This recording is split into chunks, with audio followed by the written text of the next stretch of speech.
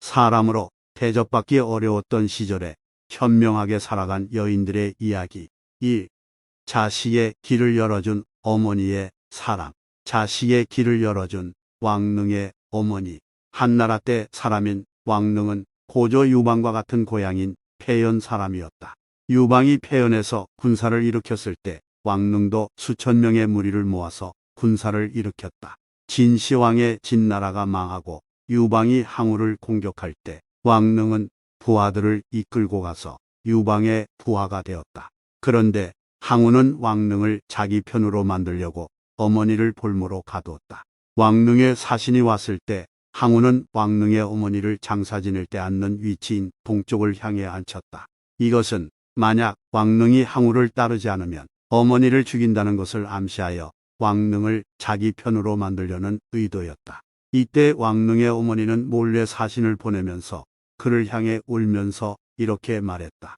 부디 나를 위해 왕릉에게 다음과 같이 말해 주시오. 한나라 왕 유방에게 충성을 다하거라.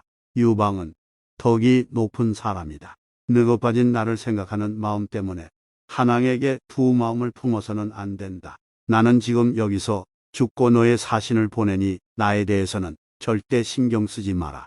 그러고는 결국 칼을 뽑아 자살했다.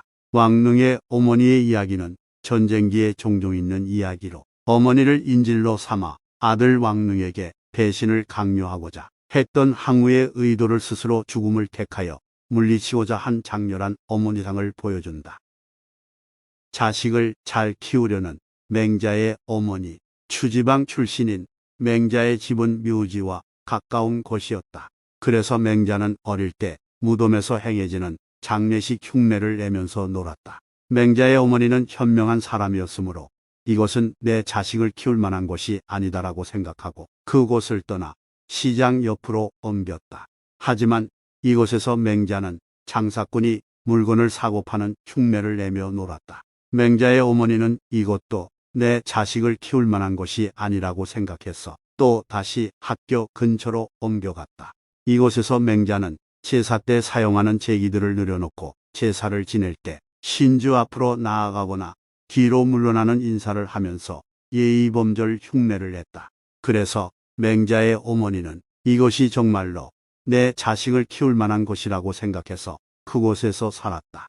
이것이 그 유명한 맹모 삼천의 가르침, 즉 맹자 어머니가 3번 이사하는 정성으로 가르침을 베풀었다는 이야기이다. 맹자가 자라자 학교에 들어가게 되었다. 한 번은 휴가를 얻어 집으로 돌아왔다. 맹자의 어머니가 물었다. 학문이 어느 정도 진보했느냐? 맹자는 대답했다. 예전과 별로 변함이 없습니다. 그러자 어머니는 자신이 짜고 있던 옷감을 칼로 끊으며 맹자에게 이렇게 꾸짖었다. 내가 도중에 학문을 멈추고 더 정진하지 않는 것은 마치 내가 지금 배틀에 옷감을 자른 것과 같다. 도중에서 그만두면 아무 소용도 없다. 맹자는 어머니의 엄한 가르침에 매우 놀라서 그때부터는 아침부터 밤까지 열심히 공부하며 게으름을 피우지 않았다. 나중에 공자의 손자인 자사의 문화에서 공부하고 결국 이름 높은 대유학자가 되었다. 그래서 당시의 군자들이 맹자의 어머니는 어머니 된 도리를 잘 알고 있는 사람이라고 칭찬했다. 첫 번째, 맹모 삼천의 가르침은 조금이라도 좋은 환경에서 아이를 기르고 싶다고 하는 것은 지금 시대의 어머니들에게도 공통되는 바람을 묘사하고 있다. 두 번째로 공부를 게을리하는 어린 아들을 꾸짖는 어머니의 모습도 이때부터 시작해서 지금까지도 충분히 볼 수 있는 이야기로 가정교육의 표상이라 할 수 있다. 2. 남자 못지않은 재주를 지닌 여인. 옥 목걸이를 깨서 난제를 푼 제나라 왕후. 제나라의 민왕이 살해당하자 그의 아들 법장은 성과 이름을 바꾸고 겉당의 천문과 달력 그리고 기록을 담당하는 관리인 태사의 집 하인이 되었다. 태사 교에 따른 그의 용모의 마음이 끌려 보통 사람은 아니라고 생각했다. 그리고 불쌍히 여겨서 언제나 은밀히 그에게 옷과 먹을 것을 주고 그와 사랑을 나누었다. 그 후 법장이 왕위에 올랐으니 그가 바로 양왕이다. 그는 그 태사의 딸을 왕으로 삼았다. 양왕이 죽자 그의 아들 건이 왕위에 올랐다. 어머니 왕후는 큰 나라인 진나라는 조심스럽게 섬기고 제후들과는 믿음을 갖고 사귀었다. 그 덕택의 즉위에서부터 40여 년 동안 다른 나라의 침입을 받지 않았다. 한 번은 진나라 소왕이 사신을 보내 왕후에게 옥으로 연결돼 있는 목걸이를 보내 이렇게 시험했다. 제 나라에는 지혜로운 사람이 많다고 했는데 이 고리를 풀 수 있겠는가? 섭정을 한 왕후는 여러 신하들에게 보였지만 풀 방법을 알지 못했다. 그러자 왕후는 망치를 가져오게 하여 그것을 두드려 부수었다. 그리고 진나라의 사자에게 인사말로 상가 풀었습니다라고 말했다. 태사의 딸이며 왕후가 된 여인은 사람을 잘 살펴 그 사람의 진면목을 볼 줄 아는 지혜로움을 가지고 있으며 남성을 능가할 정도의 재치를 가지고 있어 사람들에게 칭송받았고 높임을 받았다. 논쟁으로 공경을 해결해준 사시 부인. 왕이지의 아들 왕응지의 아내 사시 부인은 자가 도원으로 총명하고 박식한 데다 재치 있는 말솜씨를 가지고 있었다. 숙부인 사안이 하루는 이렇게 물었다. 시경 속에서 어느 구절이 가장 좋으냐? 그러자 사시 부인은 시경, 대하 승민의 마지막 네 구절을 들었다. 길보가 이 시를 노래하니 화목한 듯 맑은 바람과 같도다. 중산보가 회포를 길게 읊조려서 그 마음을 위로하노라. 사안은 사시 부인이 이 시를 지은 지은이의 깊고 고상한 풍취를 이해하고 있다고 생각했다. 또 하루는 집안 사람들이 다 모여 있는데 갑자기 눈이 내렸다. 사안이 물었다. 무엇과 닮았는가? 그러자 형의 아들 사랑은 이렇게 대답했다. 소금을 공중에 뿌리면 조금은 비슷하겠지요. 사시 부인은 이렇게 말했다. 퍼들의 솜털이 바람에 따라서 춤을 춘다고 말하는 쪽이 좋겠지요. 사안은 대단히 기뻐했다. 왕응지의 동생 왕헌지는 하루는 손님과 논쟁을 하는데 논리에서 결국 지고 말았다. 이 말을 들은 사시 부인은 하녀를 보내서 왕헌지에게 이렇게 말하게 했다. 도련님을 위해 공경을 풀어드리지요. 그래서 푸른 비단 장막을 쳐서 모습을 감추고 왕헌지가 조금 전에 하던 논쟁을 계속 이어서 진행했다. 손님은 결국 사시 부인을 굴복시키지 못했다. 여기서 재주 많은 사시의 표현에서 유래하여 글재주 있는 여성을 버들개지가 솜처럼 흩날린다는 뜻인 유서의 재주라고 말하게 되었다. 3. 소박하고 겸손함에 만족한 여인. 두꺼운 면 옷을 입고 산 마황후. 명동 마황후는 후한 창업의 공신인 복파장군 마온의 막내딸이다. 나이 10살에 집안일을 어른처럼 잘 처리했다. 한 번은 오래도록 병을 앓았다. 할머니가 젖대로 점을 치게 하자 다음과 같은 점괘가 나왔다. 이 여인은 오래 아프겠습니다. 그러나 뒤에 대단히 귀한 신분이 되겠습니다.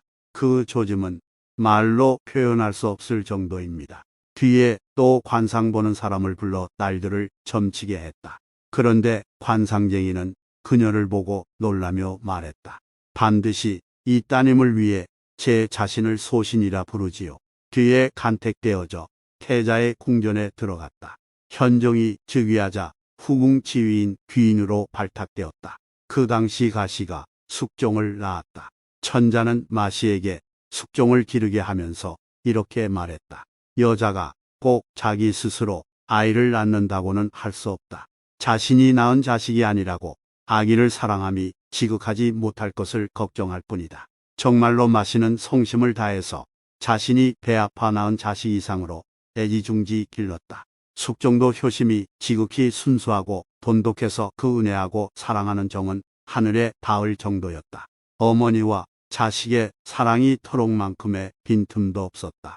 담당 관리가 황후를 세우자고 건의하자 현종은 특별히 다른 말을 하지는 않았다. 황태후가 이렇게 말했다. 마귀인은 그 덕이 후궁 중 첫째이니 그녀야말로 적임자다.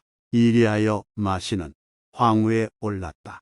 후궁에서 정부인의 자리에 오른 뒤 더욱더 겸허한 태도로 몸을 조심스럽게 했다. 주역을 잘 외웠고 춘추와 초사를 즐겨 읽었으며 주례와 동중서의 체계도 해박했다. 언제나 두꺼운 면지 옷을 입고 치마는 푸른 장식도 하지 않은 채 소박하게 살았다. 태어난 집안도 좋은 마왕우는 겸손하고 조용한 성격으로 소박한 의복을 입고 살며 사람들에게 높임을 받았다고 한다. 이처럼 겸손과 소박은 사람을 높이는데 중요한 덕목이다. 거친 옷을 입고 기꺼이 운둔한 맹광. 양홍의 자는 백난으로 부풍평릉연 사람이다. 같은 현에 맹씨에게 딸이 있었다. 그 모습은 대단히 보기 싫은데다 피부색이 검고 맷돌을 들어올릴 정도의 힘을 가지고 있었다. 배우자를 고르다 나이 30이 되었다. 부모가 시집 안 가는 이유를 묻자 이렇게 대답했다. 양홍처럼 훌륭한 분에게 축복받으면. 양홍은 그 말을 듣고 그녀를 아내로 맞아들였다. 시집 갔을 때 처음에는 몸가짐을 잘 꾸미고 문에 들어섰다. 7일이 지나도 양홍이 상대하지 않자 아내는 자신의 잘못이 무엇인지를 물었다. 양홍은 이렇게 말했다. 나는 허름한 옷을 입고 함께 깊은 산에 은거에 살 사람을 바라고 있었네. 오늘 그대는 아름다운 옷을 입고 화장을 하고 눈썹을 그리고 있으니 내가 바라던 사람이겠는가. 그러자 그 아내는 이렇게 대답했다. 소첩은 스스로 은거에 살 때의 옷을 준비하고 있습니다. 그리고 따아 늘어뜨린 머리를 다시 틀어올리고 허름한 옷을 입고 취사 도구를 가지고 나갔다. 양홍은 대단히 기뻐하며 이렇게 말했다. 이제야 진실로 나의 아내다. 그녀에게 덕여라는 자를 붙여주고 맹광이라는 이름도 붙여주었다. 그리고 함께 패릉의 산속으로 들어갔다. 양홍의 독특한 삶이 이해하기 힘들지만 가난한 은둔자의 삶을 이해하고 함께하는 아내의 참 모습이 존경스럽다. 4. 현명한 후궁의 처신. 곰 앞을 막아선 미인 풍씨. 원제 때의 후궁인 소의 풍씨는 좌장군 풍봉세의 딸로 평제의 할머니이다. 처음 소의 다음 지위인 여의 발탁되어 소의 부씨와 똑같은 총애를 받았다. 천자가 호랑이 우리로 행차하여 맹수들을 싸우게 하고 후궁들도 모두 앉아서 구경하고 있을 때의 일이다. 곰 한 마리가 우리에서 탈출해 난간을 기어올라 천자의 자리로 기어오르려 했다. 곁에 있던 귀인과 소의 부시 등은 모두 놀라 피했다. 처녀 풍씨는 기어들어 곰 앞을 가로막아섰다. 호위병들이 곰을 때려 죽이자 황제는 물었다. 곰을 보면 놀라고 두려운 것이 보통 사람의 심정인데 어째서 뛰어나와 곰을 가로막았는가. 풍씨가 이렇게 대답했다. 맹수는 희생이 될 사람을 붙잡으면 멈춥니다. 저는 곰이 천자에게까지 이를까봐 걱정이 되었습니다. 그래서 몸으로 막은 것입니다. 천자는 감탄하고 더욱더 경의를 표하고 소중히 여겼다. 어려운 시대에 목숨을 던져 천자를 지키는 것은 자신의 분수를 지켜 살아가야 하는 숙명을 가진 여인으로 대단히 지혜로운 행동으로 보인다. 천자와 함께 수레에 오르는 것을 사양한 반씨. 성제 때의 처녀 반씨는 황실 근위대장 중의 하나인 월기교의 반항의 딸이다. 천자가 뒤뜰에서 놀고 있을 때 천자의 수레에 같이 타라고 했지만 거절하면서 이렇게 말했다. 고대의 그림을 보면 현명한 황제나 성스러운 황제라고 하는 군주는 모두 늘 곁에 명신이 있습니다. 그런데 은 주나라가 멸망할 때 이르면 왕의 곁에는 총애하는 여자가 있었습니다. 이제 제가 같은 수레에 타면 그것과 비슷한 모습이 되지 않겠습니까? 천자는 그 말을 가상히 여겨 그만두었다. 태호는 그 말을 듣고 기뻐하며 말했다. 옛날 춘추시대에는 현명한 본의가 있고 오늘날에는 처녀 반씨가 있구나. 그 후 조비어는 허왕후가 반처녀와 함께 굿을 치고 후궁들을 저주해서 그 욕은 천자에까지 이르고 있다고 고자질했다. 황제가 처녀 반씨를 신문하자 이렇게 대답했다. 제가 듣기로 죽고 사는 것은 운명에 달려있고 부귀를 얻는 것도 하늘의 뜻이라고 합니다. 옳은 행위를 하고도 복을 받지 못하는 경우도 한없이 많은데 사악한 짓을 하고 무엇을 바라겠습니까? 만약 귀신에게 지각이 있다면 신하의 도리에 어긋난 호소를 받아들이지 않겠지요. 만약 지각이 없다면 호소해 보았자 무슨 이익이 있겠습니까? 그러므로 무당의 굿 따위는 결코 행하지 않습니다. 천자는 그녀의 대답을 가상히 여겨 의심을 풀고 황금 100근을 주었다. 이 이야기는 후궁들의 암투 속에서도 자신의 생각을 밝히고 바르게 사는 것이 바로 자신을 높이고 살 수 있는 길임을 알려준다.